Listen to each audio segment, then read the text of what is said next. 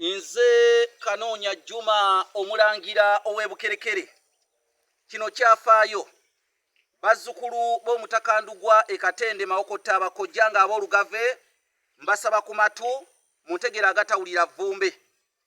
Mukiibi Ssebuko y'omu kubeetaba mu lutalo ku mulembe gwa Kabaka Kintu olwatwalaganya Kabaka Bemba Musota eyakomekereza oluse lw'ensi Muwawa oba oluse lwa Kabaka Ttonda.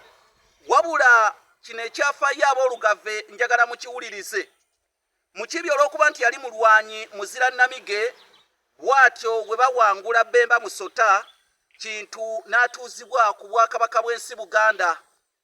Kintu yasaba Mukiibi alonde ekifo ekinaamusanyusa, kibeere ekifo kye era bubeere obutaka bwe.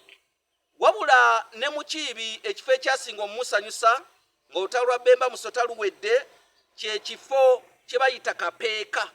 Si Kapeeka ow'Ebulemeezi, wabula Kapeeka ow'Ebuloba mu Busiro, Kapeeka okuliraana Buloba mu Busiro, kye kifo Mukiibi Ssebuko kye yalonda. Wabula Mukiibi wadde yali mutabaazi naye ate era yali muyizzi. Olwali olwo Mukiibi kye yakola ng'ava ku kyalo kye Kapeeka ng'agenda ayigga. Okuyigga kwamutuusa wala era yakomekereza Ssekiwunga mu Mawokota.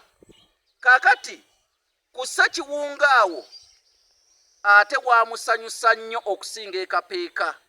Kati Mukiibi kyava agamba nti wano wendigwa ku Ssekiwunga, wano wendigwa ku Ssekiwunga, e Kapeeka balizaayo Luwanga.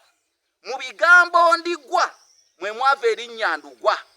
Byali bigambo bya Mukiibi, naye nga bwe yayigga n'ava e Kapeeka ekyalo kye yasaba Kintu paka Ssekiwunga mu Mawokota, yalaba nga ate Ssekiwunga kyalo kirungi nnyo, n'agamba kale wano ku Ssekiwunga wendigwa, e Kapeeka balizaayo Luwanga. Era erinnya Ssekiwunga lituumwa mu kika eky'olugave naddala bakojjange.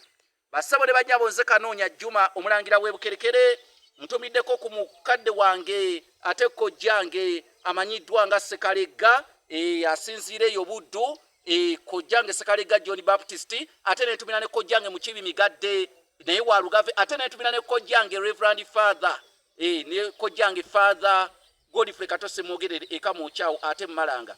Bannange oyita kasaraba 256 751 479 oba kasaraba 256 788 461 228 gwe wenna anawagira enteekateeka zino.